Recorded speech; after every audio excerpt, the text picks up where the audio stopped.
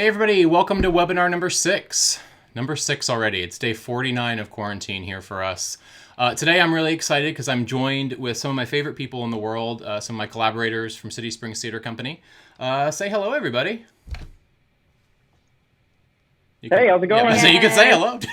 Hello. So let's go ahead and introduce ourselves real quick. So we're going to get started here. Abby, take it away. Tell us who you are. Hi, I'm Abby. I am the associate designer on the shows that we do at City Springs. And normally, when I'm not doing that, I'm the lighting supervisor for Ailey 2. I'm originally from Tampa, Florida. I'm actually one of Mike's students. He's the whole reason that I do lighting. I'm sorry. Yeah, and when I'm not doing any, yeah, I know. And when I'm not doing any of that stuff, I'm freelance designing, assistant, associating around the country. Cool. Dalton. Hey guys, my name is Dalton Hamilton, and I am the other associate that works with Mike at City Springs Theater Company in Atlanta. I've been working with Mike for about 4 years now, and we do shows together all over the country. And I also program for him too, so we have a very close working relationship, and we have a lot of fun. And excited to be here today. And Lucas. Hi, I'm Lucas Sevedge, and I have worked with Mike, Abby, and Dalton only at City Springs, so I'm the newbie to the group. I'm the production electrician there for shows when they call me in, and then the rest of the year I'm working as a production supervisor at SeaWorld in San Antonio. Awesome. And then, of course, here's me. I'm Mike. Most of you watching this know me already. I'm a freelance lighting director, lighting designer, primarily working in theater all over the United States. I live in Nashville now. I moved to Nashville from New York about a year ago, actually a year ago right about this time. And before that I was in Tampa. Like Abby said, I was Abby's high school teacher a decade ago. So you want to feel old, there you go. So a little bit what we're going to be doing today. We talked about who we are already. We're going to go through kind of a rough production schedule from start to finish on one of our shows at City Springs. We're going to talk a little bit about what each one of us does at that particular point in the process. We'll do some deep dives into some technical stuff. If you're not a technical person, not a lighting person, that's okay. There's still going to be some stuff here for you. If you are a lighting person, hopefully you'll find some interesting stuff happening. At the end, we will have a questions and answer session. But throughout it, if you do have questions, feel free to throw them up in the chat. Also, if there's any issues with audio quality or anything like that, please put them in the chat as well so that I know and I can fix it. Keep in mind, there's anywhere from, right now we're about an 8-second delay, but sometimes it can get up to 10, 20 seconds in the delay. So sometimes that chat might be a little bit not quite to where we are live. So if it's a question that we can jump in right away with, I will. Otherwise, we'll save it for the Q&A at the end. So let's get started. So the first step in any production process, obviously we have plenty of meetings. We talk about design. We talk about things with all of our other collaborators, with our directors, our fellow designers. But for the first thing, really from a lighting team standpoint, is the creation of the light plot and the paperwork. So I'm going to let Dalton talk a little bit about that process and what it looks like for us at City Springs. Yeah, so back in 2018, when we did our first show in this venue, it was actually the first public performance at this venue, the Sandy Springs Performing Arts Center. So there was a lot of challenges to kind of start with in terms of putting the paperwork package together for the first show, which was 42nd Street. We had to gather, venue drawings from the architects. We compiled all that together, as well as the rented scenery. So most of the shows we do there, we rent the scenic packages for. But right now you're looking at an overhead view of our recent show there, which was A Gentleman's Guide to Love and Murder. So kind of after we have some initial discussions about the show, what'll happen is Mike will sit down with me and we'll do a quick little discussion about, systems of light, what we need, what the wants are. And then one of us, it's either Abby, myself, Jess Krieger is another associate that works with us too. One of us sits down and takes Mike's ideas and puts them to paper. So you can see here in the overhead plot for Gentleman's Guide, we have a lot of plates for this show. We usually break it up into 3 or 4, depending on the size of the scenic package. The next plate shows the front of house view. This particular show had a lot of side light, booms, ladders, everything hanging overhead. And then also, like I said, depending on the scenic package for each particular production, what set electrics are either coming with, what we're having to build in-house, and kind of how that works with the production electrician and coordinating all of that. And also, finally, the section view as well. So we kind of put all it together. We go through probably 3 or 4 revisions as a lighting team before we put it out to first the production electrician. We make shop orders to send out to get bids on all the rental equipment that we end up specing for the productions. And then it's up to the production electrician to kind of take all that information and kind of, you know, go through, figure out all their needs in terms of cable, color, expendables.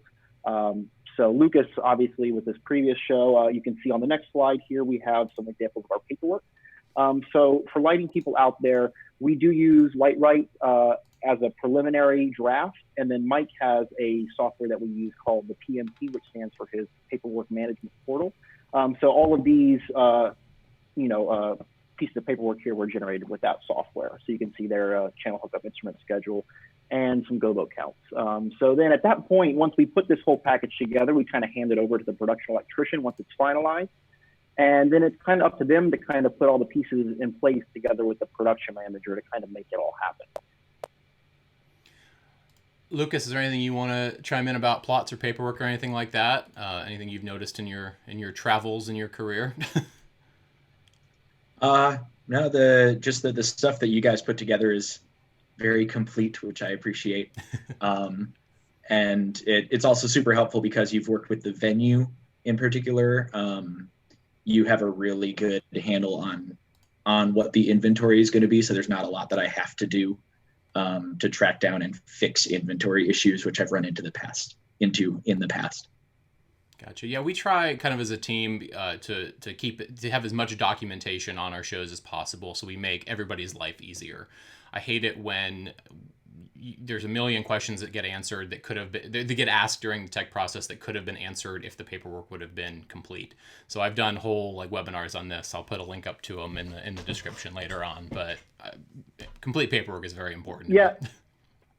The other thing I'll say too on that is we're lucky in working in this venue where, since we are the only team that has lit the shows here, we've kind of come to have a standard for what we do there. The first show, we were literally unboxing lights as we were coming in and loading the show into the venue. So as you can imagine, things were a bit chaotic. But then as we've kind of gone on, and I think, Gentleman's Guy was our 7th production there, maybe. And we kind of have a better grip on documentation, exact inventory counts, all that kind of stuff. So it makes it a little more streamlined now. We kind of have a better grip on what we're doing when we go in. Gotcha. So just got a thing here in the comment here that the audio is getting a little out of sync with the video. So I'm just going to keep our video small in the corner. So hopefully that doesn't get distracting for anybody. Sorry about that. Hopefully that catches back up.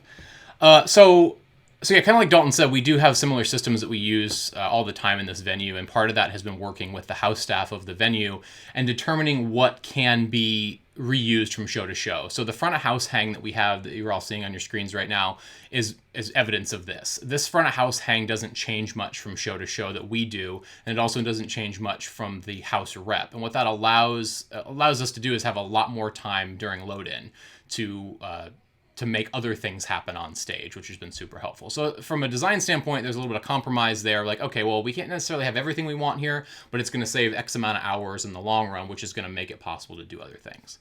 So speaking of timing and hours, I'm going to kick it over to Abby for a second. She's going to run us through kind of what a general production schedule looks like from start to finish for us, and then we're going to go through each step of that. Cool. So as Mike said, I'm just going to kind of give a brief rundown of the time that it takes to do each thing, and then we'll talk about more in depth each thing. But so after we submit all the plots and paperwork, the first time that we really come together as a team is the designer run, which, like I said, I'll talk more about. And then that is before we even get into the space. So sometimes while the designer run is happening, where Lucas is loading in and making sure that the show is ready to be focused. And then so after the designer run, Dalton and Mike, and sometimes me, are in the previs studio pre-programming before we get into the space. Lucas is still loading in. And then while that's happening, kind of focus is going on. So from there, we all kind of move over into the space once focus happens, and we start actually sitting down and programming in real time so that you can see actually on the stage with scenery. And then I forgot to say that the designer run happens the day before we focus. So it's usually on the Thursday before, I guess a week and a week before we open, that Thursday is the designer run, which is the first time we're all seeing it. Let's jump for a second. Moving back to where let's jump actually to the designer run real quick, and we'll come back to the other stuff in a second.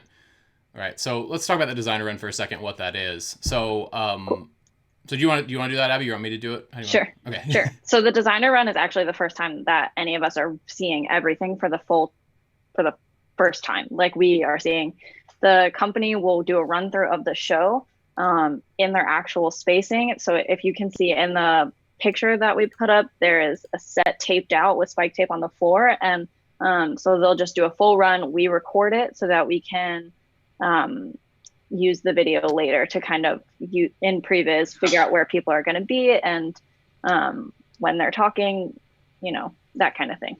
So when I'm watching this run, kind of what Abby just said, this is my first time to see the show. So I'm looking at where people are moving, where people are coming in, where people are going out. Usually by this time, I know the music of the show already. I've read the script several times. I know what the show is about, but this is the first time I'm seeing the blocking. It's the first time I'm seeing who's going where. So let's go to Dalton for a second. Dalton, what do you look for as a programmer in this particular situation? What do you look for when we're sitting on this designer run? Well, for me, a lot of times it's mainly positions, right? So, we've worked together enough, Mike, where now I know at the end of a song, depending on, where the cast may be on stage, I know in this moment he's going to want specials on, characters A, B, and C. If there's a tight group of people, I know we're going to need a preset for that. And just kind of as I'm going through, Mike's writing down what cues he's going to want and where they go. But I'm kind of making mental notes of, okay, once we kind of start getting into the space, here's the presets I know I'm going to have to start building right away, because I know that at some point we're going to call those up. And I also wanted to add too, this is a really good time for Mike, Dalton, and I to be able to look back on the light plot and be like, oh, I didn't realize that there's a person up there, so maybe we should talk to Lucas and add something in. So this is the first time that we're able to make sure that the plot is actually going to work. And those conversations can either be had with Lucas, like, let's add a light, or maybe the director, is there any way we can move them downstage a little bit? It'll help them be lit better. Yeah, absolutely. So Lucas, kind of similar question to you then. Do you go to designer runs usually? And if so, is there something specifically you look out for as a production electrician? If it works schedule-wise, I'm not opposed to being at a designer run, but I want to say for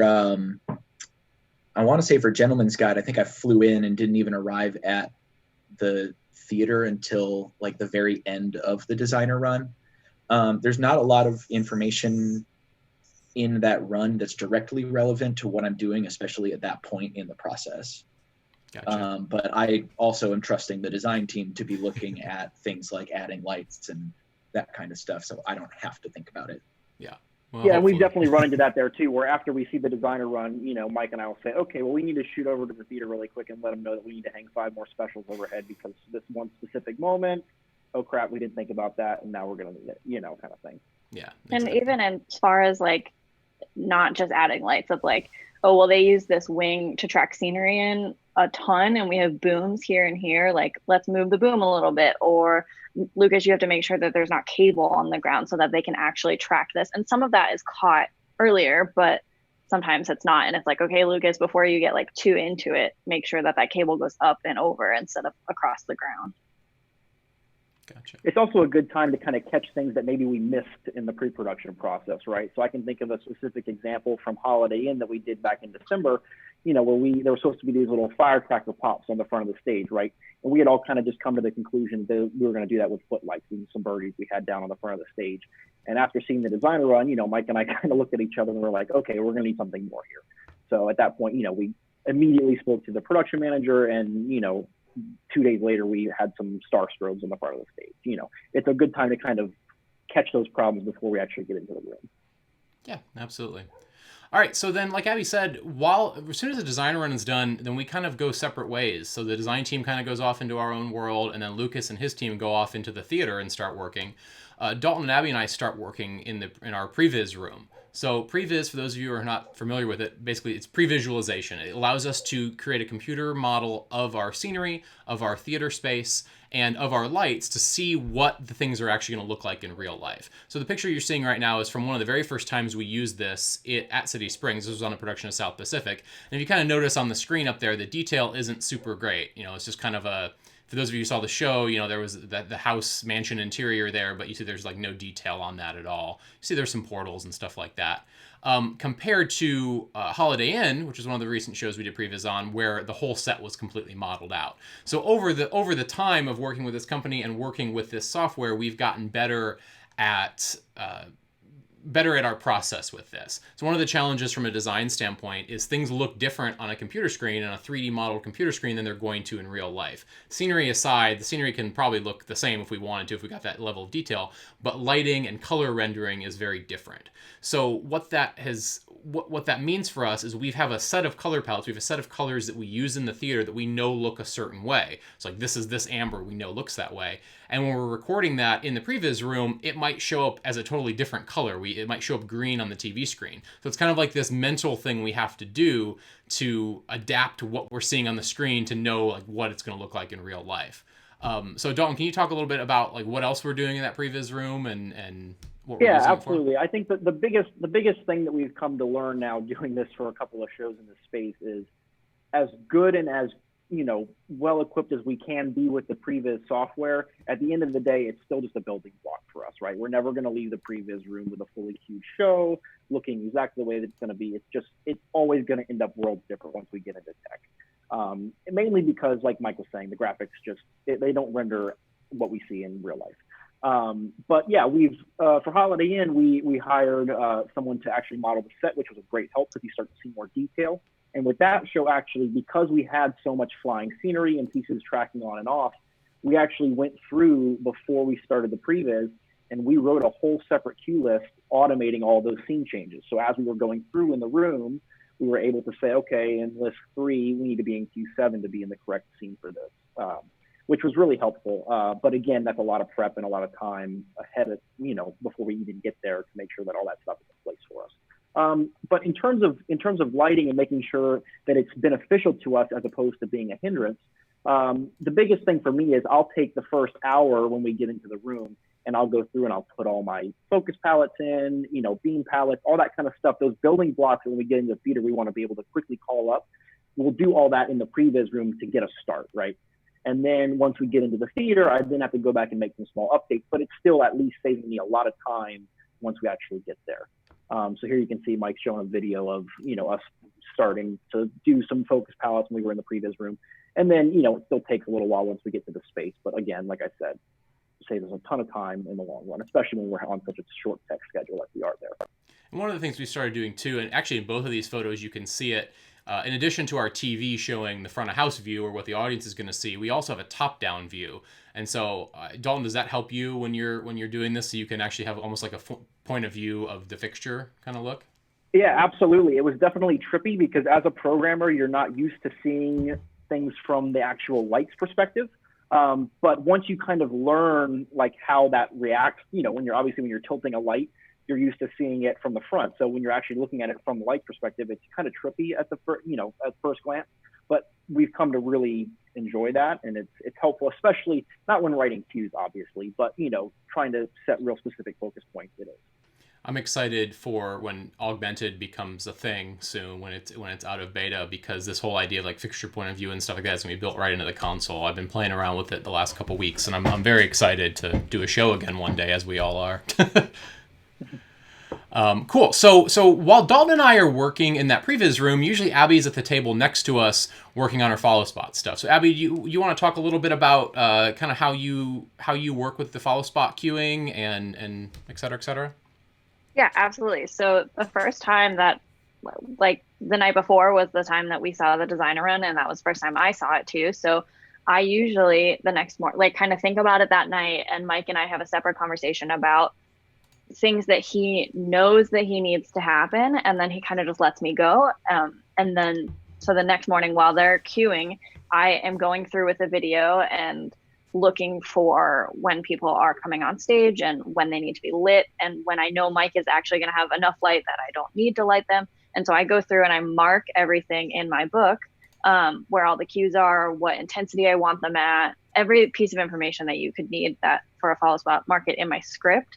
And then I just go through the whole show while they're doing that. And then if I have questions, can reach over and be like, hey, not really sure about this. What are you thinking? And we kind of have a group discussion about it.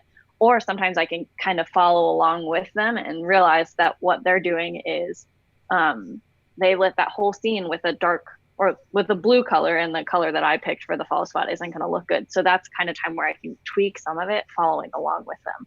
So Abby, one quick workflow thing that I noticed between, and I should have put a slide of my stuff in here too, but so I use all digital stuff for my scripts. I use my iPad and I mark it all up. You prefer doing paper and pencil. Is there a reason for that? Because the amount of times I change things on you? Yeah, no kidding. I think it's just, well, I don't have an iPad, so that kind of limits the amount of iPad work that I can do. But I am like the type of person that when physically writing something helps me get it in my brain. And for some reason, the iPad pencil it just doesn't feel the same for me. So as much as I love like playing with your iPad and putting all my cue numbers in, it just doesn't get that really in my head. But you're right, like being able to change something so quickly by just like crossing it off with a pen or like, you know, just an eraser or whatever. It's so easy. Or just like putting a tab on it. So that in one of the pictures that you'll see later, you'll see my script that has a bunch of like sticky note tabs all over the side of it. And that's because every time there's an error or there is a misprint in paperwork or something that's weird, I just put a tab and then I'll write a small note about what it is. So it's easier for me to like flip back through and see what I need to update later on, so that I'm not trying to reread the entire script every night when I'm trying to update something. Makes sense. So then what happens after that? So we go from your paper script with your pencil to putting it all in the database, right? Yeah. So then I put everything into PMP. So you can kind of see what Mike's showing you. This is just an example. You have one column for every spotlight that we have. So you can have up to 4 usually. And then just like I said earlier, it's just every piece of information that I put in my book goes in there now. So now it really helps solidify what the cues are. And I catch a lot of errors there of this doesn't actually make sense, or this light actually never turned off. I never had a spot one out cue. But so it's, you know, who they're supposed to be on, where they're going to be, what intensity, what color, is there frost in the light? And then there's spots where you can put any memos for the operators. So sometimes I'll be like, this is really quick. And we work with pretty much the same follow spot operators. So they're kind of used to that. And we'll talk about this later, but when we get into tech and doing that, they'll sometimes be like, can you put a memo in for me that says this is really fast or whatever it needs to say. So then I put it all in there. It gives me a second run through of the script. And then from there, Mike designed this really cool feature, which is my favorite thing about PMP, is that we can send it over to the light board, because these are all intelligent fixtures. We can't, like, they're not just lights that operators are controlling everything by their hands. So we send over all the data that EOS needs to know with a click of the button. So I spent some time doing that, and yeah. We'll have a demo of that coming up in a little bit. It's later in the slides here, but yeah. Mm-hmm. And then we execute. Sorry. No, go for it. I say talk about then what the people are seeing right now. They're seeing the PDFs of the actual thing. So these PDFs this is what the operators are looking at, right? Yes. So this is what the finished product looks like. So there's more information in there too that I was forgetting. The scene it is and what color. And this is just the paperwork that Mike's Filemaker outputs for us. So they'll have all the information, and all this information still has to exist, even though some of it they never really see. So for example, like they have these color swatches here, which now that we're using lights that are controlled by the console, they never have to switch color. But just in case we have to swap in an old light or something, it's helpful to have all of that information handy. So that's a lot so that's what Dalton and Abby and I are doing during all this time. So Lucas, you're over in the theater actually doing hard physical labor, right? Right. Yeah. So load in is going to start, I think, for maybe my timeline I'm remembering wrong, but I want to say for Gentleman's Guide, we started load in the morning after that designer run. So designer run, and afterwards I got my last chance to really talk with you guys. And then I walk in the morning of the first day of load in, and if I'm doing my job, I'm ready to put all of my hands to work the minute that I walk in the door. So there's a lot of communication that happens beforehand, and Mike, you kind of touched on it in terms of you guys getting me the paperwork, and then me working with the production manager and the venue electrician and possibly with the rental companies that we are working with, talking to the head carpenter, the head rigger. I've had all of these conversations before we walk in the door, so that right when we walk in the door, I know what needs to go where, and there's a lot of coordinating to do between the electrics department and the other departments to make sure that in the limited amount of time we have in the space, we're not running into each other or doing things that are going to slow each other down. Gentleman's Guide was actually a really good example of that, because we actually structured the first day of load-in around some of the things that we knew we were going to be running into each other on. Because the Gentleman's Guide set is obviously a big unit set right in the middle of the stage, and once it's built, we had very limited ability to access a lot of the overhead electrics on the stage. So the first 4 hours of that were basically dedicated to the lighting team and the rigging team, without any of the carpentry set pieces moving into the space at all, which was great. And we knocked out all of that package in that morning of the first day and then flew it out. And we're never able to bring that back in again after that. But then we just move on into just executing the plot, making sure that everything that Mike and or whoever the designer would have been needs in the space, so that when you guys actually do walk into the space, everything hopefully is there. Awesome. So yeah, typically then the three of us try to make some trips over during to answer questions, be there for issues that come up, because there's always going to be something that didn't really match the paper. It's like, okay, well, in real life, this piece ended up being 3 feet more this way, so we have to adjust this. So it's a lot of kind of back and forth throughout this whole process, and a lot of open communication between the design team and the electrics team, trying to make sure that everything is going smoothly. And Gentleman's Guide went really smoothly from an electric standpoint. We, like Lucas said, the load-in started very quickly after the designer run. And I think we did our first visit that night. And like you said, the overhead stuff was up, ready to go. And they were starting on the set the next day. So then after the show is loaded in, all the lights are hung, we have to figure out where they're all going to point. And so this is the focus process. So what you're seeing on your screen right now, this is actually 2 different shows that we haven't been talking about. On the left is South Pacific, and the right, this is Dalton here with every single moving light in our rig pointed at him at once. So let's talk a little bit about what we each are doing during that focus call. So for me, I kind of am back and forth a lot. So sometimes I'm still actually working in my book during this time, and I'm there to answer questions and to help with things. Sometimes I will help call the focus. And so calling a focus is basically I'll be on stage and directing the electricians where I want that particular light to go. But for the most part, that kind of falls over to Abby. Abby runs the whole focus call. So Abby, do you want to talk a little bit about what you do there? And then we'll kick it over to Dalton. Sure. So it kind of depends on where we are in the process, like what Mike and Dalton really have been able to do in previs. So sometimes Mike is still putting cues, or if we're able to previs at all. So sometimes Mike is still putting cues in the script, and that he kind of leaves focus over to me. But some other times we kind of break it up. So I will do overstage stuff, which requires more genie maneuvering, and Mike will take somebody out and do front of house, which is quicker. And you don't need a genie to get to it. So what that means, and Dalton usually is sitting at the console, which is kind of how we've worked it out. And it's helpful because he can work out some patch stuff if there's errors there, or and if we're like taking a pause or the electrician's moving around, Dalton can quickly jump into doing some of the presets, like just small things while we're waiting.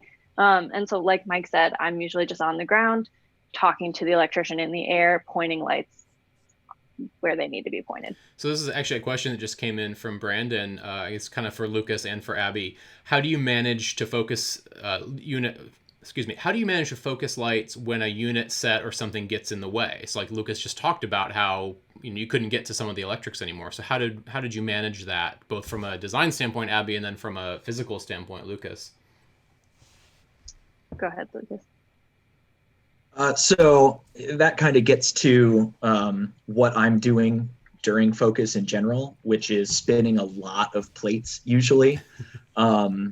So because obviously in an ideal world, the design team won't be there to focus until everything is completely installed on the stage and everything is working at 100% and we've solved all of the technical problems, but that's not realistic. That's not what happens in reality, especially on such a short timeline like what we typically do at CSTC. So during the focus, I'm working on getting any lights in the air that aren't in the air, getting any lights troubleshot, getting them powered, solving physical data issues, working with Dalton on solving any software data issues, light profiles and stuff. And then on top of that, I will try and act as the point person between the lighting design team and the technical crew on the stage, the flyman or the head carpenter or riggers or whoever we need to talk to move things around on the stage to make focus go more smoothly. And they're typically aware, the people that we're working with are going to be aware, okay, this is focus time. They may have carpenters still assembling set pieces, or they may have, especially something that happens a lot is the props master will be moving props into or out of the space during focus backstage, or stage managers will be back there setting things up. So I try and be a part of that process and coordinate with those folks to get pieces where they need to be for focus. They'll typically jump in. We'll have props hands or carpenters moving pieces around to help the lighting team get the focus done with the pieces that need to be in or out at whatever time for whatever scenes you're focusing for. And then as far as a design perspective, we try to be really good about not putting units in places that you can't focus. So specifically on Gentleman's Guide, we had these top lights that kind of hung just a little bit too far in over the toy stage. So with a genie, you would have to like really lean out very far, which wasn't very safe. So Lucas is good too about being able to text or call us while we're pre-vising and be like, hey, this light's not gonna work here. Can we scooch it over a little bit? And most of the time that's what it is. Like, yeah, just move it to where it's safe. But sometimes you do have to eliminate that position or move the light a bunch. So specifically for that time, we just moved the light a foot off and it was able to still work. But other times that is a conversation that is needed to have ahead of time. So there were lights above too, and we needed to make sure that we were going to safely be able to get up there to actually put the lights there and to be able to focus them. So cool. It's kind of just a juggling act of balancing it in pre-production and talking to the technical director and the production electrician to make sure that everyone knows that there are going to be lights there and that how are we safely going to focus that. Gotcha. And then Dalton, do you want to real quick before we move on talk a little bit about, they've already kind of covered what you're doing, but do you have anything else to add there? Yeah, no, I don't think so. Yeah, again, we're all, I guess the main gist of this is that everyone's kind of juggling a lot of balls during this time, right? So, where Abby's taking questions and, coordinating things with Lucas. Lucas is, instructing the electrics crew who are at various places throughout the theater. I'm sitting behind the console, bringing up lights whenever they may need them, and then also doing any sort of patch issues, any start time we have, any spare time while they're moving stuff. I'm going through and I'm updating all those focus palettes. So like example, the picture you see of me on the right there, all the focus palettes that I was talking about when we were doing in previs, now is when I actually get to go through in the space and make sure that they're all accurate. Usually there's a little bit of discrepancy. We have to move stuff around a little bit. But it's just it's a time for all of us to kind of make sure and get all of our ducks in the row, because once the cast hits the stage, there's really no time to go back and touch any of that stuff. Cool. And I would say something that is really helpful with Dalton being out front and at the console is that he's a second set of eyes. So there have definitely been times where we're all moving really quickly that I'll be like, Dalton, I can't see this. Can you see? Does it look okay from over there? So it's helpful. And if Mike is around or doing whatever, Dalton is always there to be able to look at the stage and see from out front instead of standing on the stage. Yeah, it definitely helps me a lot, be able to say, hey, what does that look like from out there, and not have to walk down and do it. That's been a huge help. So usually either before focus or right after focus or even during focus, sometimes we start setting up our tech tables. So a tech table, for those of you who are not familiar with what that is, it's basically a temporary table that is put out in the house that allows us to sit in the audience to do our job. So obviously during the show, the light board, all that kind of stuff is going to live in a booth. But the view from the booth is very different than what the audience is going to see. So we set up these tables out there so we can all be have really great sight lines to the stage and can kind of see as much of what the audience is going to see as possible. So what you're seeing right now on your screens is kind of a bird's eye view of what our tables look like. Stage manager has a little table down in the front there. The director also has one that's not in this picture, kind of in front of the stage manager. I sit here at the center on the right. I'm actually on the center line of the theater. It's hard to tell from this angle, but I like being right on center so I can see exactly symmetry of beams, all that kind of stuff. And then Abby sits next to me. And then Dalton moves the console back out here kind of onto this landing in the back of the orchestra. And what that allows him to do is to kind of see over the seats a little bit. With all those moving lights that we have, sometimes it can be hard to get positions right. Being able to see the floor is super helpful. Anybody want to throw anything on that before I talk about my setup? No, I mean, we it's just, you got to think of it as for a week and a half, it's where we live. It's our office, so we spend a lot of time making sure that we spec the right equipment and making sure we have everything we need. Because, for 5 days in a row, for 12 hours a day, we're sitting there, nonstop. Yeah. And on like a less professional, like get the job done, we also have lots of like snacks and stuff. We, like Dalton said, we do like move into the theater. So a big favorite is peanut butter pretzels and M&Ms and public sugar cookies, whatever it is. But we like to have all that stuff, or like a trash can is really helpful, Yeah. I was trying to see if there's any snacks on these tables in these photos, but I guess not. We've also made like tech table guac and had that at the table. It's I like to have fun, while we're working, and I like to be the department that people come to the table and always get a treat or always have a good time. So even if you have something, even if a director is coming to us with like a request or something that they don't like, they're still going to walk away with a smile on their face because we're gonna feed them and give them a treat during it. So a little Pavlovian, I guess. I'm always the advocate for when it comes time to a dinner break. I'm always like, let's please walk out of this room. Yeah. It's like after sitting there and looking at the stage for 5 hours at a time, it's like, okay, I need to see the sun. I need to get out. I need to go sit down in a restaurant and get something to eat. Yeah, 100%. That's it's amazing how much time passes in between. You log out and you're like, oh my gosh, it's dark, or it's not dark yet. It's more jarring when it's not dark when we walk out. We're like, wait a second. Yeah. What is this? Yeah. Sunlight. So I'll kind of talk about my setup here a little bit. This is my kind of two different pictures. I've got my cats on the one just because they have to make it into every presentation that I do. But the cool thing that we do, so all of our shows are on the EOS family from ETC. And the best part about that for me is the fact that we can all have independent stations that do what we need them to do in the room. So this is my station that I'm looking at just on the right side. I have another one on the left. But what you're looking at here is basically you've got a magic sheet that shows all of our moving lights. I've got a cue list to tell me what cue I'm in. I've got a gobo magic sheet here that I can quickly look at to say, Dalton, let's put those in gobo 2 on wheel 1, et cetera, et cetera. Next to that, I've got my intercom station here. I've got a little cue light system that a reverse cue light system that I've made that I still need to do a write-up on. And this is all powered off my laptop. These screens you see here are plugged into my laptop, and that's running EOS Nomad. I don't have to have a giant RVI like I would have had to like 10 years ago. Now it's all just running off my laptop, which is awesome. And here's a kind of a wider view during Christmas Carol when I had my antlers on. You can see I also have, not Christmas Carol, Holiday Inn. I've got a cue list over here on my left as well. Actually, I don't think there's a picture of Abby's table in here, is there? Where's Abby? There is. I threw it in earlier. It's like I don't know. It's down there. Oh, here we go. Well, I'm going to jump ahead to pay no attention to the stuff on the left side of the screen, but here's Abby's setup. At least part Sorry, of it. let me jump to it too, there we go. So normally what you can't see is that there on the left-hand side, I have 2 double stacked monitors. So I have my laptop, which is obviously my main source of information. And then I have my comm system, and sometimes depending on equipment, I have Stamp open, which we'll talk about later and what that is. That'll be on my right-hand side. And then behind the Stamp computer, this is very important, is the snack area. So that's where all that stuff goes. And then, just a couple of screens. I keep EOS up on the top, and then PNP open on the bottom, or a designer video. I've learned that it's better to put EOS up on top though, because it has the darker background. And there was one where I didn't do that, and Mike came up to me after like 10 minutes. I was like, you have to either turn off the monitor or put something up there because it's really bright.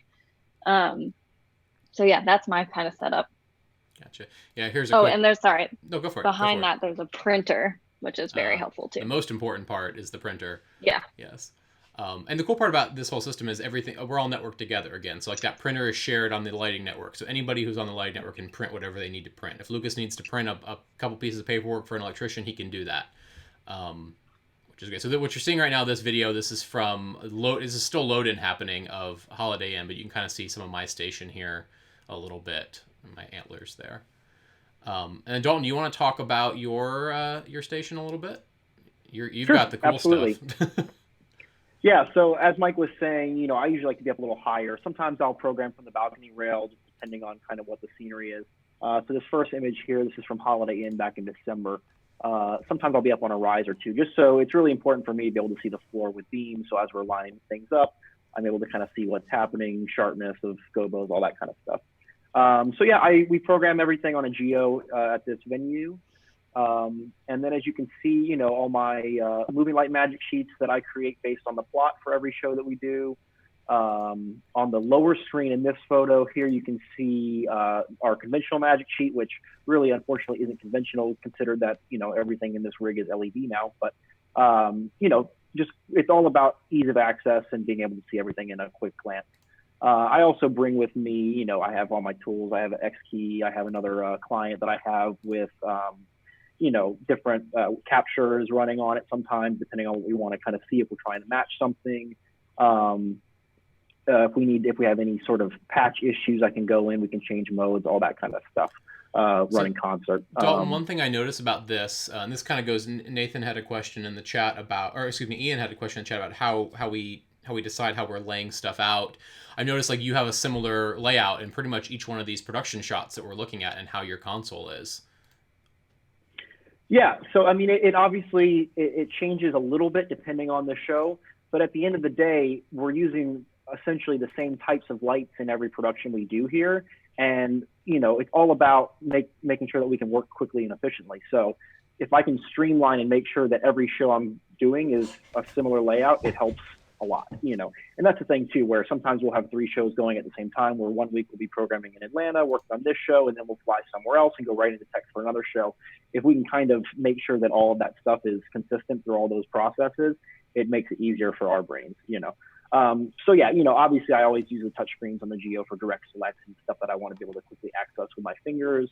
I always prefer a vertical cue stack on the monitor. There you can see going up and down. It just allows me to quickly go through and blind and see stuff a lot faster than it would, to me, it's a better use of real estate on the monitors. Well, I think part of it too, like for me, I know as time has gone on, and like you said earlier, we've done so many shows at this company now and in this venue, we refine that system a little bit each time and make it better. So like if you look at this Holiday Inn, I had these horizontal monitors on the right side and my vertical on the left, and now I'm fully vertical all the way around. Like the magic sheets, I just find that I like the layout better. So we've adapted, and now every show going forward, that's what I'll do, and we'll just kind of keep adapting and making it work. So Lucas, Mike, the last show, did you have a paper magic sheet on the last show, or I did, yeah, you fully gone? I did have a paper magic sheet. I don't know if there's a photo of that one, but I did have a paper magic sheet on that. But on Hairspray, you didn't, though. I didn't, and it wasn't because I forgot to make one, even though that's the reason. But it worked out. So this kind of this is a bigger conversation we get into when we talk about programming a little bit. But it's one of the nice things about working as a team on so many places is that we've all kind of started speaking the same language, and we all kind of just get each other, and we know what each other are thinking. So for me as a designer, that's been really great to have these other designers on the team to be able to abstract my language a little bit. So instead of saying channels 1 through 20 at full, at 40, at 50, I can just say things like, let's make this feel a little bit cooler, or let's make this feel a little bit warmer. And knowing that the three of us kind of have the same sensibilities and the same kind of an eye, the other people on the team can kind of make that happen a little bit and get a different way of doing it than I might have. And I think that makes the design a little bit stronger. So that's been really fun for me. I don't know about you guys. You might hate me about it now, but... No, absolutely. I totally agree. That's the thing. We're all working to achieve the same goal here. And, it's like, it's fun to be able to throw a little bit of our own artistic opinion into the mix. And I, like you said, I think it makes for a better product in the end. And, it, like you said, I would be looking at something on stage thinking how I would maybe do it. And you call something up and I would be like, oh, I never really even thought of it that way. And then it looks great. Or, or Abby will suggest something with a follow spot and it's like, oh, I didn't even think of that. But like, of course, let's do that, Yeah, exactly. Yeah, that's sorry, Abby, go ahead. That's actually like one of my favorite things about working with you is that you really enjoy funny follow spot moments. So now I've like kind of grown to like think about how can I use this light to make comedy. And so like I feel like in every one of our shows there's at least one that's like, this would be really funny if we did this, and it usually gets laughs. So yeah, I love when I can make we can make a follow spot, get a laugh. That's the good feeling right there. Yeah. The best, yeah. Let's see a couple questions. Some of these questions that are coming in, we're going to answer during the Q&A. So Lucas, what do you? So we're kind of talking about how we all have our own little multi-console setup stuff. What do you use backstage to do your work? They've got CSTC is great. The infrastructure in the building at Sandy Springs is super convenient for troubleshooting and access network-wise because their whole building is on Net3. So there's actually a laptop running Nomad backstage as well.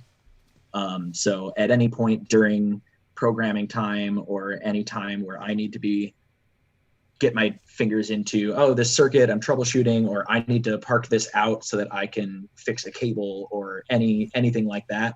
I've got access back there to do that kind of little stuff without interfering with what you guys are doing. I'm not much of a programmer, so if there's anything super complex that I need to do, I'm usually talking to Dalton about it anyway, and keeping you guys aware of what I'm up to. But there is access backstage, which is what I prefer to do those little things as I need to. Cool. So Dalton, why don't you talk a little bit about kind of the programming workflow that we go through? Yeah, absolutely. And again, like we were saying earlier, it's all about consistency and making sure that we can accomplish everything that we need to in a really short period of time. So like we said, starting off with, these are some magic sheets that I use, that I make based on the plot, depending on what the show is and what the rig is. These particular ones are from Hairspray, I believe. Yeah. So just a quick, easy layout. Some people prefer like a plot style magic sheet for their moving lights. Mike and I have kind of come to the agreement that we like to see them broken down by systems. So like, in the middle, you can see the top lights. Over to the right, you see, some valve rail, box boom stuff. And again, like I said, it's just because we've kind of adopted this method and this look into what we're doing, and it's easy for us. We've kind of gotten used to it in this venue. So this next photo is some more conventional systems that we have on a separate magic sheet. And I think usually, Mike, it's probably 7 to 8 different magic sheets of different information. So, moving lights, conventional stuff, effects, color, I usually use direct selects for. And then the biggest thing is this programming magic sheet that has all of our gobos, shutter control, iris, focus palettes, all that information quickly at my fingertips so that whatever we're doing, we can just call it up really quick. And kind of going back to what we were talking about earlier with the designer run, when we first see it, I'll kind of be jotting down a list of my generic presets that I know we're going to need. For example, with Gentleman's Guide, it's like, okay, we're going to need a preset that is from the valve rail shutter just to the Austrian curtain, right? Because every time that comes on, we're going to want to be able to do that. We did some shutter wipe stuff with it. So I kind of make my little jot down list. And a lot of times, Mike, I don't even really talk to you about that stuff. You kind of just go for it. And then as we kind of get into programming, once we get into the space, it's just there, So the biggest challenge with that, though, is when I make that stuff in the previs room off site, I'll get it looking great on the computer. And then we get into the venue and I pull up my, nice fuzzy template shutter cut Austrian drape wash. And it's like a tiny shutter on the chair down right. And it's like, oh my gosh, So that's where it's like sometimes the translation of that, and like sometimes it's like, okay, well, we can zoom it out and fuzz it a little bit and it works. And sometimes it's like, you know what, we just need to go home and just start over on this one. But a lot of times when we first get to the venue, that's what I'm doing. I'm doing focus palettes. I'm making sure that all the presets track through. I'm making sure that everything is the way that we want it. So once we get into tech, we can quickly bring that stuff up. The other big thing that we do a lot is we'll put all of our cues in blank, even if we don't have data for them. So what we mean by that is Dalton will sit in blind before we even go in, sit with our book, and we'll put in labels. Sometimes we'll put in times, we'll put in all of our blocks, things like that, even with no cue data in. What that allows us to do is if we're in a tech rehearsal and all of a sudden they want to run something in Act 2 that we haven't written yet, we can jump there, write those cues because they're already there. We don't have to try to figure out what numbers we need or anything like that. We get all that numbering figured out well before we ever go into the actual theater, which has been super helpful. Yeah, and another thing, we didn't have it specifically on Gentleman's Guide, but we do simply time code with a lot of shows at this venue too, which, you know, I'm not going to get too deep into today, but a lot of times we'll have a SITS Pro off-site with the orchestra and the cast, and we'll go through, and like you said, we'll get all those cues in blind with no data in them. We'll sit at the SITS Pro with the orchestra and the cast and learn the timing for all these cues in time code. So once we get to the theater, we start writing the cues. Once we get into tech, it's like it's ready to go. You know, it saves us a lot of time on that end too. Yeah, absolutely. And some of the songs, you know, for Hairspray, especially for Big Doll's House, Abby had, I think, like 100 some follow spot cues during Big Doll's House that were only really possible on our timeline because we used that time code. So all those things were hitting on, off, and we learned all of that before we even got into the space. So the first time it ran, we were able to adjust a couple of things, and for the most part, it was okay, which was pretty cool.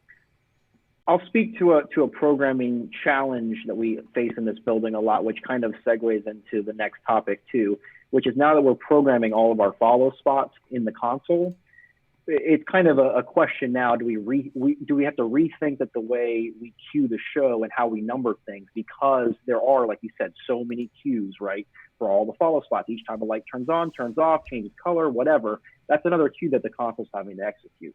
So we ran into this problem with Gentleman's Guide where throughout tech, if we had to add 8 spot cues to a really tight sequence, we're giving, you know, Randy, the stage manager, we're giving him, okay, Randy, we're going to add light cue 471.91 through 471.99, you know, and that's a lot for him in the quick, you know, in a quick moment. It's a lot for him to add. So we've as a team have discussed possibly, you know, okay, maybe doing 2 separate cue lists. Maybe we all sit down and go through and do sort of a paper tech at the beginning where we kind of streamline the numbering system. But that's just kind of like I think it's an ongoing industry thing where we kind of all have to figure out what the best way to handle that information is. Yeah, and that's kind of, I think what what we've discussed going forward, if we ever get to do shows again, is that, you know, instead of us kind of in that previs room, Dalton and Mike doing their own thing and Abby kind of doing her own thing, is we're going to work through the show together instead and number things together so that we know, okay, if there's a spot cue here, this is going to go here. So just to clarify though, so you mentioned multiple lists. We do use multiple lists for those of you listening. It's just sometimes we have to execute our spot cue list from our main list. So the spot cues are always separate, and we're going to talk about that in a second, but they have to be called from the main cue list. So we've been using, for most of our shows at City Springs recently, one of 2 different kinds of follow spot systems. What you're looking at on the screen right now, these are the Roby BMFL Robo Spots. And so what you're actually looking at is, I forgot what it is, like an Arduino or a Raspberry Pi or something in there, but it's a controller with a camera, or excuse me, a controller with a screen, and then a moving light with a camera strapped to the side of it. And the controller, you're kind of playing it like a video game. You've got pan and tilt control. You've got these little thumb controllers for iris, for dimmer, for whatever you want. And you're able to see what the light is seeing using that screen. So these have been really great from a design standpoint because it's allowed us to get really fine control over things like color temperature, edge. We can do all kinds of like complicated queuing sequences that with the kind of time that we have in tech, the operators would not have time to learn, down to the point now where really all the operators are worried about is iris size and location, because we're controlling everything else for them. They have manual overrides of their dimmer, but from the console, we're able to say, okay, your 100% can't go above 60, right? So even though they're controlling that manually, we're actually controlling the brightness of their unit, which has been pretty cool. So we've used these robo spots on a couple of shows. On Gentleman's Guide, we used a slightly cheaper option, and that was the BMFL Lightmasters. So if you notice, this is the same controller as is mounted to this guy, but it's a whole lot cheaper, and it's strapped right to the side of the fixture. So before we get into the artistic stuff, Lucas, do you want to talk a little bit about what these were like to install, and from the electrician standpoint, like how the operation was on them? Sure. Yeah. So anytime you're hauling something all the way up to a spot booth that's as heavy as a spotlight, it's not going to be super fun. But that's just the physical motion of it, and it's not like we're hauling Super Troopers up and down. But probably the biggest challenge is just physically getting these 60-pound lights up. Beyond that, I think, and Abby could probably speak to this more than I can, but I think that depending on your spot ops, there's usually a little bit of a learning curve, especially if they haven't used the fixtures much. I think probably the light masters kind of split the difference. I know the robo spots there. I've worked with other local folks here in San Antonio and elsewhere that like they will get so jittery if they're asked to use a robo spot because they just don't know the gear. And so that's probably the two biggest challenges, is just installing a spotlight for each show, and then having folks that have been maybe running spotlights for 30 years but have never touched a robo spot, and being asked to do that. Yeah, what you're looking at your screen right now is a couple of different things. On the left, there's kind of a point of view from the robo spot from Holiday Inn. The center picture here, this is from Gentleman's Guide, where we had the units actually in the booth. And then on the left here, this was kind of cool. This was more of an experiment than anything else that we did. But that was, the cameras that are on the RoboSpots are all IP cameras. It's all RTSP streams. So we played around with taking that stream and showing it at the tech table too, just because we wanted to see if we could. And it was kind of a fun little experiment to do. So Abby and Dalton, you guys want to talk a little bit about the programming of these and how you work together on making this all happen?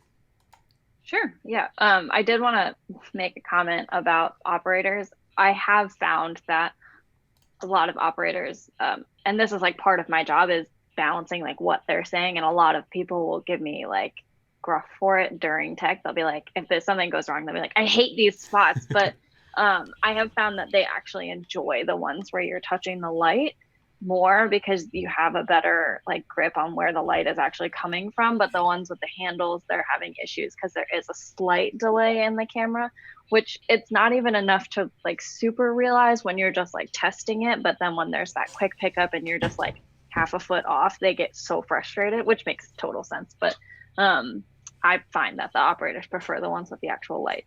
But as far as actual programming goes, we put all of that information into the EOS software. So for the first time when we see it, after we do like the large dump of information into EOS, Dalton kind of takes over.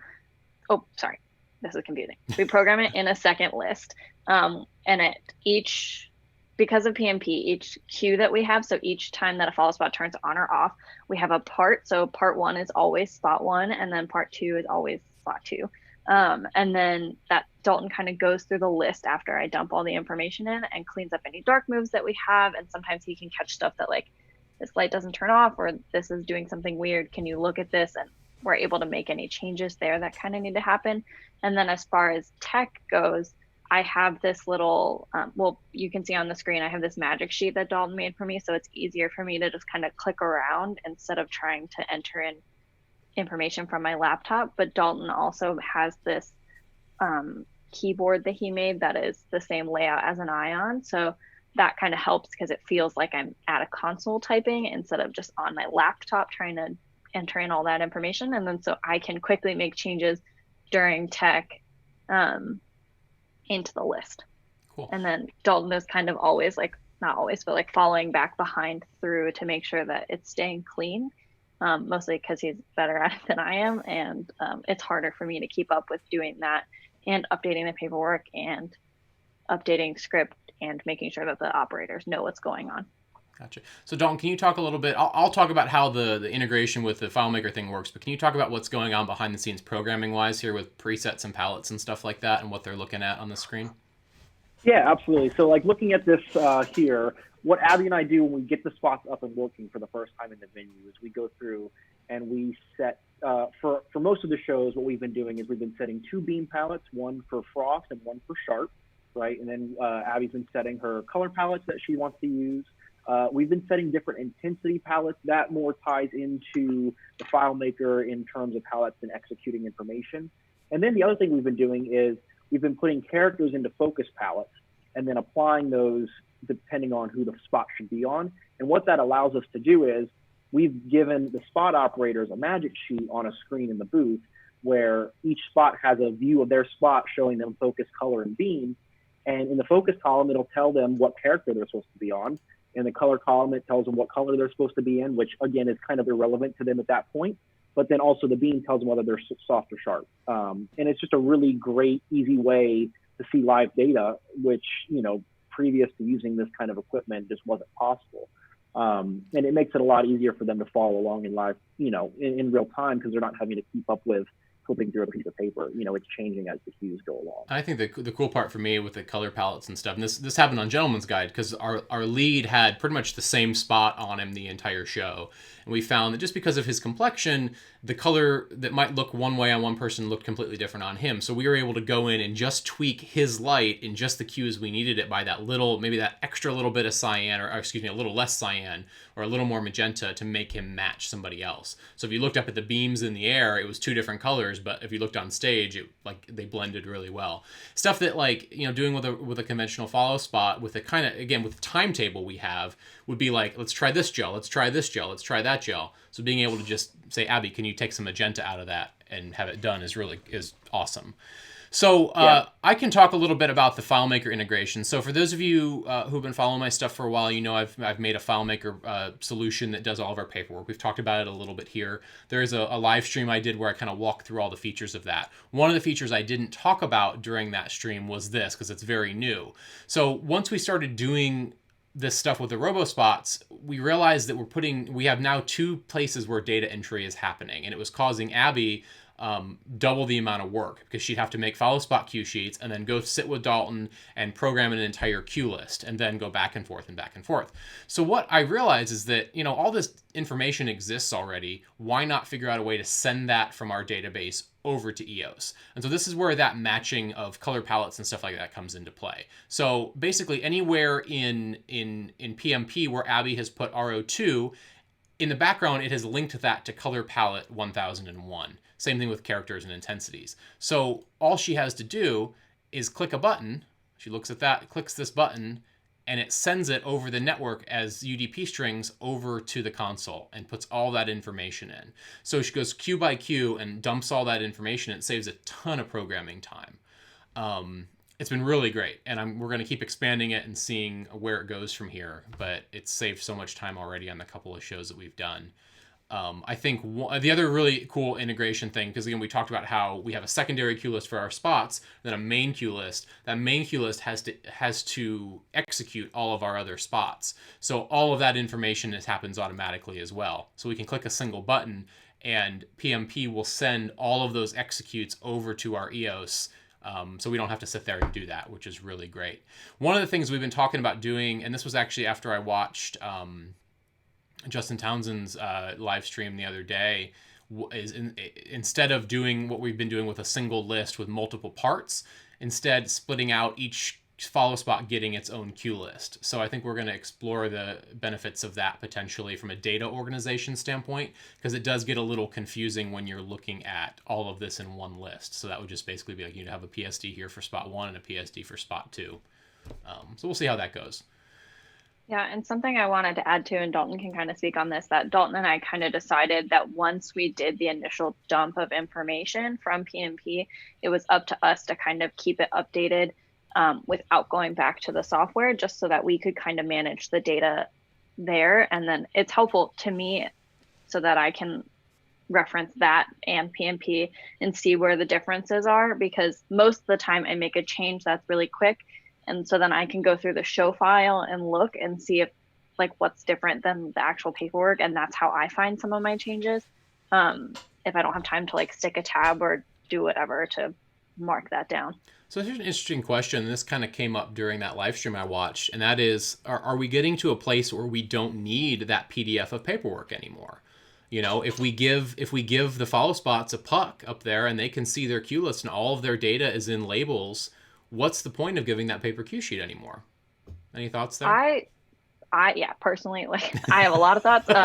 As I said earlier, I, am a paper person, so that is helpful to me to be able to see it. But I think that there is always a need to have that historical backup. But I can see that I don't know, like there's just both ways, you know, because if you have to pull in an old light, like you're still going to need to see it.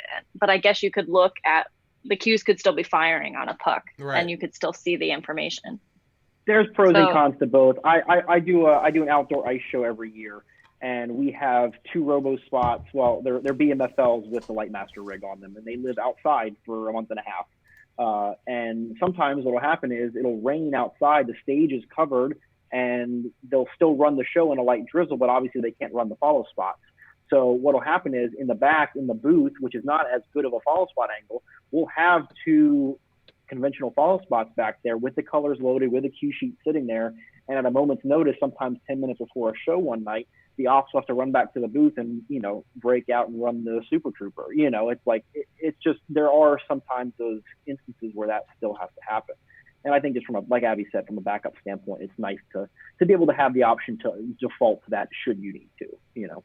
And I think too, something that like when you have follow spot operators, they're there to run follow spots, you know, like looking for, if they haven't, like the shows that we do are so fast that sometimes they don't know all the cues right away. So to have something there that they can physically look at, because most of the time, some of the sequences that we do, especially like Big Doll's House, is so like boom, boom, boom, boom, boom, that it's like, you know, they need something to be able to reference very quickly. And I would say too, like on the last show, we were giving copies to Randy, our stage manager, and just in case that they, for whatever reason it is. So I think it's helpful to have just that, if not for an archive, then just a backup. I guess my question then goes like, okay, well then could that be generated from EOS somehow? You know, so you're still putting all the information in one place and you're printing the cue sheet or you're exporting the cue sheet. So I mean, there's not an answer right now. I just think it's interesting to think about because I'm with you, Abby. I still want that paper copy for all the reasons that both of you have said.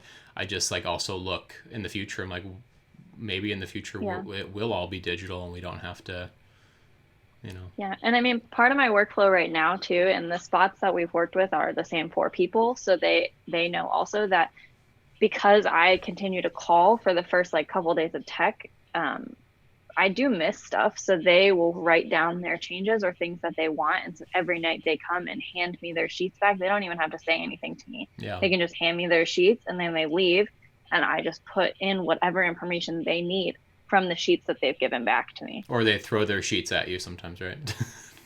No, that's just you. I don't throw trash at you very often. That's false. At least 4 times a show. All right, so we have one more thing we want to chat about today before we do the Q&A. We're running a little over time, but it looks like we've been hovering around 50 people so far this whole time, so that's pretty cool. Thank you all for being with us. And that's Stamp. So a lot of you have seen my blog that I wrote about Stamp. Stamp is a program that was written by Sam Smallman, who now works for ETC, but he also has a small independent software company over in England. And basically what Stamp is it's a note-taking tool, it's a documentation tool that integrates live video, live audio with OSC, with MIDI, with timecode, with triggers, with anything you can think of. So it's basically creating a record of what happened during your rehearsal that night. So I'll run through a couple of quick things of how we use it. I'll also throw, on the replay of this video, I'll throw a link up to my blog about it. You can also check out the Stamp website. It's stamp.xyz.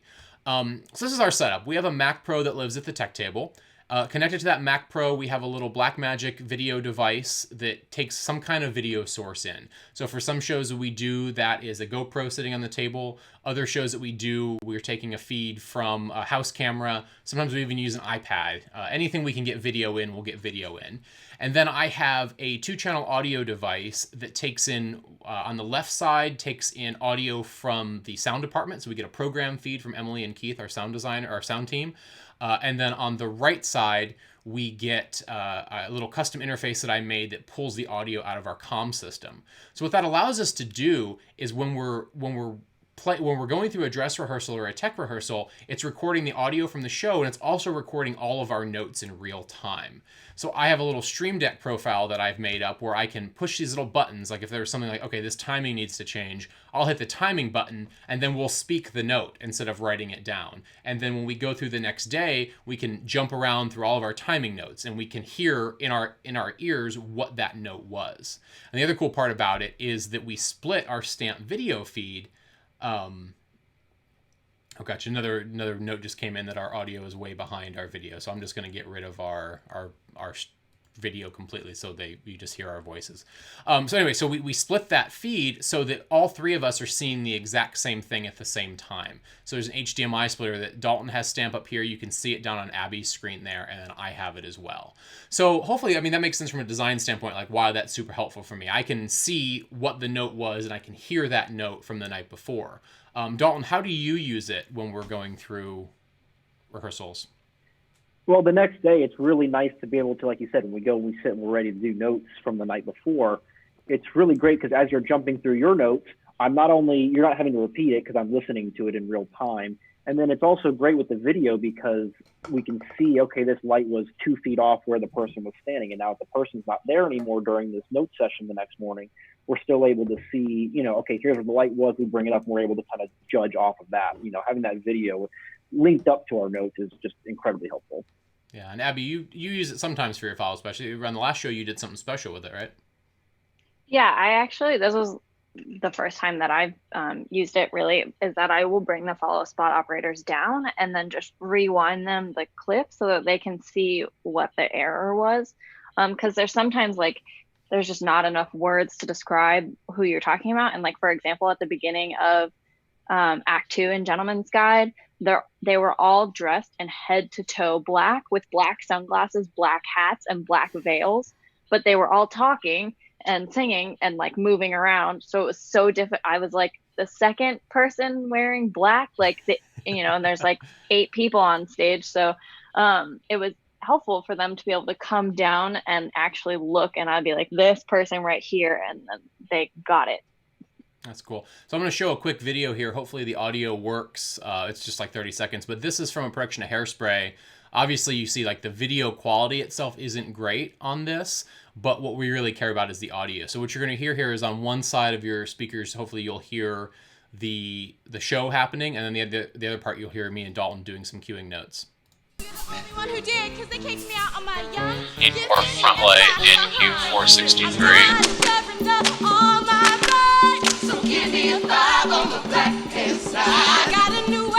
A little more here at center of 465 as well, probably from the box moves.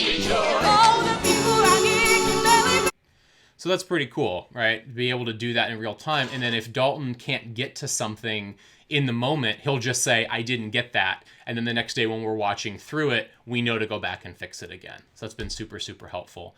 And then within that, of course, it links to your EOS. So here's another little video. I'm actually going to turn the audio off of this one and just kind of let it play in the background. This was kind of a crappy video feed, but you can see every time an EOS cue fired, the EOS sent a OSC message to Stamp, and then it marked in the it marked exactly where that cue happened in the video file. So the next day we can click through each cue and see exactly where we were at that moment. So it's also helpful if something was wrong or something like that. So it's been pretty cool. All right, and then finally, when we get to the end, we've got some pretty cool production photos. So I'm getting some more complaints about audio latency here, so hopefully that'll clear itself up. I apologize for that. I don't know why that is. But yeah, so that's it. Of course, then we also have a really great time. So this was a lot of photos from Gentleman's Guide, but a couple other ones as well. That's I think one of my favorite parts of this whole thing is just working with so many different people and doing all these cool projects together with the same people over and over. You guys there? I can't hear anything. Yeah, we're here.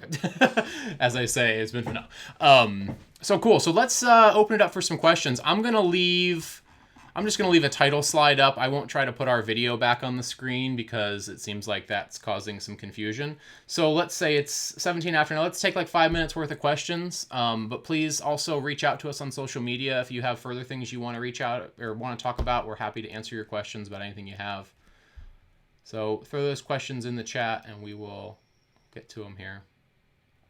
Here's one. Yeah, so that red and green toggle thing you saw on the tech table before, that is this prototype of a reverse cue light system that I'm working on. I'm calling it a go, no-go system. Somebody suggested that on Instagram. It basically talks back to the stage manager. So if you look at the stage manager's console on the left here, each department has a little remote, and you can signal if you're ready or not ready. So hopefully, it's so far we've only used it on one show, but it saves time of everybody like, okay, who are we waiting on? It's been pretty great. Do we ever use Gantt charts? I'm not familiar with that. Do you guys know what that is? No. I'm not either. No. I've seen it in reference to like project management planning.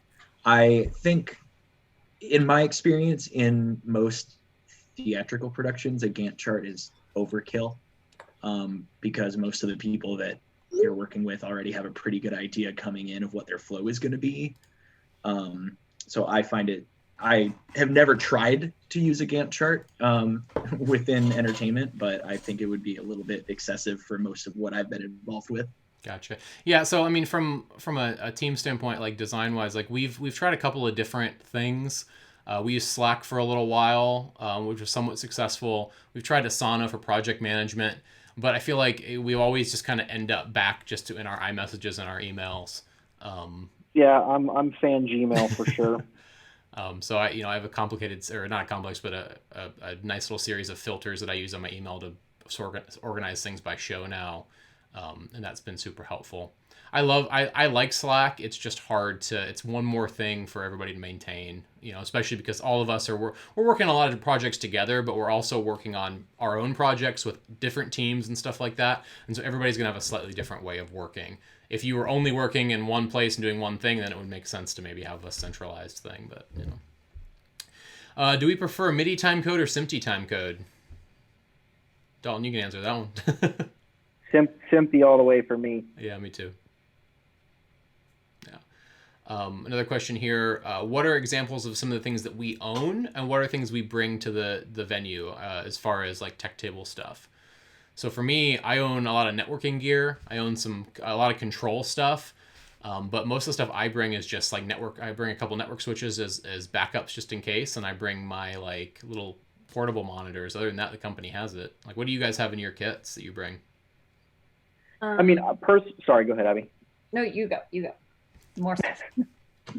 No, I mean, personally, I have a console and, some gear like that, like you were saying, Mike, that I will use and rent out locally. But a lot of times, like, especially with City Springs, so much of what we need is already there. Usually I fly in with a bag of clothes and a single Pelican, and I have, a couple computers in there, just some networking gear, really, X keys, just, tech table supplies, really. That's about it. I have a funny story that I bring like just regular assistant stuff. So like I have a 6-inch ruler that I bring on every show with me because it's the most helpful tool, but a dongle so that I can connect in, and then pens and pencils. My funny story though is that Mike asked to borrow one of my pens on one of the last shows that we did, and he broke the like little this thing off of it. And I was just trying to give him like crap for it and was like, oh, Mike, come on, you broke my pen. And then I got home and there was 3 packages of pens at my house that you ordered for me on Amazon. And I had no idea. It was very funny. I'm glad. So yeah, just regular assistant stuff.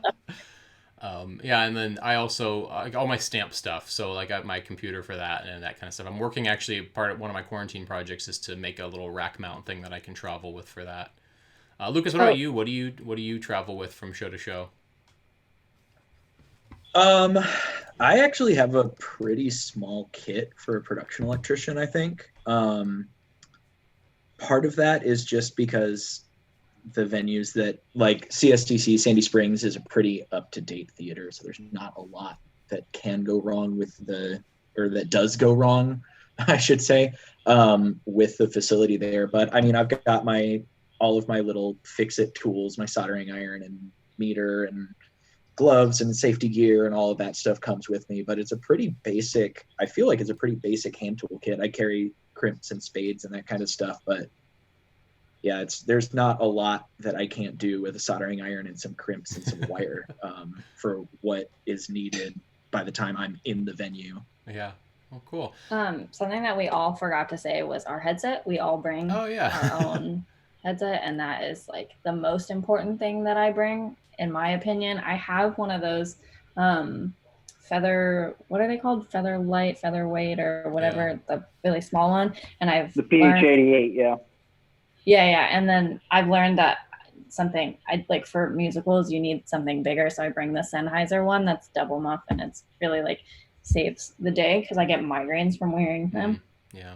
I need to buy a new one from when mine broke during tech. Oh god, that was so funny. It was when we turn around, like Dalton stops talking to us. We're in the middle of a hectic tech sequence, and he's like throwing his arms in the air because his headset broke, and he's like holding it like an old telephone up to his ear. It was one of the funniest things I've ever seen, even though it was not funny in the moment. So it was definitely still fun in the moment because I just happened to have a headset, like an extra one for some reason, on the tech table next to me. So I was like, here, I'm coming. And Dalton is up at the tech table, like with his arm, his like shoulder pushed up to his ear, like scrambling to type. And he was like, just plug it in. Oh gosh. All right, so let's take one more question here. I can talk about this, and then I think everybody can too. Working with house programmers, what tools do you like to have available on day one? And for me, I mean, this is like Dalton said earlier. I want to walk in, and you need to have some basic preset or basic focus palettes, color palettes, gobo palettes, stuff like that built. I don't want to sit down at the table for the first time and make every single gobo palette with you. Like, you should have that tool set ready to go. I, as a designer, like to be able to say, hey, give me a soft gobo wash, and then you as the programmer have some different options to show me, and then we can work together on that. If I'm in a situation where I am like, all right, let's put this gobo in, all right, run it, okay, let's run this edge another 2%, then like that's not creative to me. That's just extra work at that point. So what do you think about that, Dalton, Abby, Lucas too? I agree with you. Those are all the same things. I prefer I mean, all that kind of stuff is really, there's nothing really else. It's almost like it's the difference between a board op and a programmer at that point to me. Like if you're a programmer, to me, it's a equally important member of the artistic team as the design. Like you're creating that together. I think one of the my pet peeves too, though, is that if there's a magic sheet that the programmer has, to not have groups made really bothers me for some reason. Because if you put groups on a magic sheet, then just throw it in have there groups made already. That's Yeah, that's the thing. I mean, there's hours of prep that goes, with the show file that I do offline even before I even fly, or depending on how crazy and hectic it is, sometimes I'll do it on the plane. But that's the thing. Like before I need to I don't need to waste time sitting in the venue making groups. You know what I'm saying? I can do that laying in bed. Yeah, time is money. I mean, especially with the kind of the work that we're doing right now. Every minute in that venue that we're not using for creating the show, like creating the art of the show, is wasted time, really. So we try to get, and hopefully it's been evident in this presentation, we try to get as much of that prep work done outside the theater as possible. So, all right, there's one more question that came in from our friend Jenna, our ASM at City Springs, and that's, what is each one of our favorite cookies to eat? So Lucas, let's start with you. Snickerdoodles all the way. Ooh, Snickerdoodles. I'm going to put our video live back up again, so sorry if there's delay. So Snickerdoodles. What about you, Abby? I am a big fan of the Publix sugar cookies with the sprinkles on them. Oh, those are good, yeah. Dalton? I'm keeping it good old classic chocolate chip. You can't go wrong. What kind of chocolate chip, though? Publix chocolate chip? Actually, I mean, I will eat the Publix chocolate chip, but nothing honestly beats some good old homemade, or even the Toll House break and bake. That's pretty true. good. It's true. I'm sorry, did you say I will eat? Somebody's forcing you to eat? Okay. If someone brings any kind of cookie to the theater during tech, I mean, we will all eat whatever. All right, and for me, it's whatever you bring, Jenna. Whatever you want to leave at the table for us, Jenna, we'll eat, Jenna. Bring us cookies, Jenna. And Jenna, I really like the spearmint mints that are always on Brand's table, too. So if you wanted to bring some of those back. All right, everybody. Thank you all for being here tonight. Sorry about the audio delay here. But again, reach out to any of us on social media anytime.